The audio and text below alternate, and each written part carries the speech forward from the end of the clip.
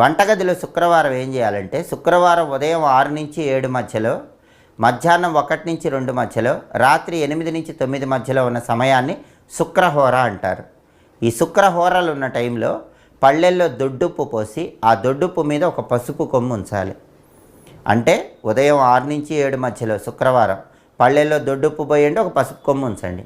మళ్ళీ మధ్యాహ్నం 1 నుంచి 2 మధ్యలో ఇంకో పళ్ళెం వంటగదిలో ఉంచి దొడ్డుప్పు పోసి దానిలో ఒక పసుపు కొమ్ము ఉంచండి. మళ్ళీ రాత్రి 8 నుంచి 9 మధ్యలో ఇంకో పళ్ళెంలో దొడ్డుప్పు పోసి దానిలో ఒక పసుపు కొమ్ము ఉంచండి.